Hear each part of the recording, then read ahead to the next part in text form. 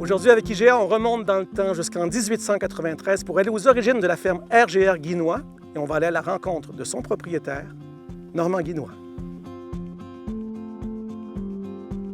Normand, on est rendu dans ton champ de céleri. On va pas parler de l'histoire du céleri, on va parler de ton histoire à toi.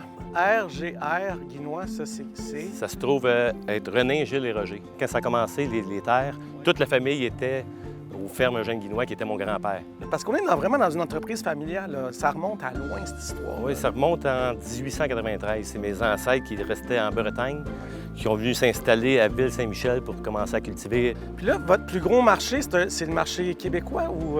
Quand j'ai pris la compagnie en 2000, ils ne rentraient pas dans les chaînes alimentaires à Montréal. Eux autres, c'était les États-Unis. Fait que là, j'ai commencé à présenter mon stock, à cogner chez IGA. Ils ont dit, correct, on va te donner une chance. J'ai commencé à rentrer avec une palette, 2 palettes. Puis IGA, c'est un bon client pour vous autres. Très bon, fiable.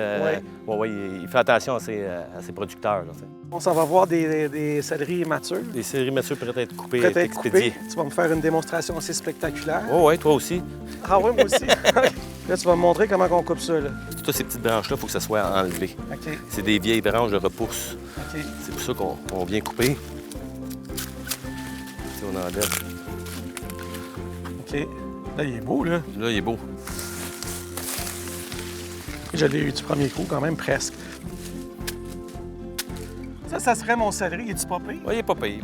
Il est pas pire quand même. Hein? Bon, il y a encore des petits... Après 12-15 heures dans le champ, tu viendrais bon. Ouais, c'est ça l'affaire. Tantôt, on va aller faire le tour de tes champs de vue du ciel. Je suis un peu nerveux, d'ailleurs.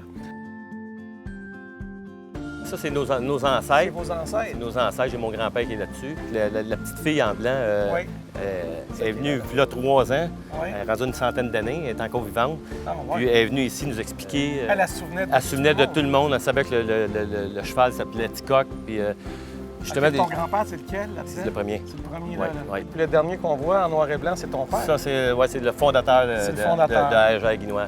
Personne ne croyait en ce business-là à ce départ. Plus ou moins, même eux, quand ils sont partis de la Bretagne, ils croyaient plus ou moins. Ils ont dit, on s'essaye, puis on va voir ce que ça va donner. Puis ils ont commencé tranquillement, puis ça a fonctionné. Fait que... Quelle histoire incroyable, quand même. Oui, quand même, oui. Tu vois l'obstination, ce que ça donne quand tu crois en ce que tu fais, puis regarde où est-ce que ça vous a mené maintenant. Oui, on est fiers. C'est énorme, quand même. On est fiers.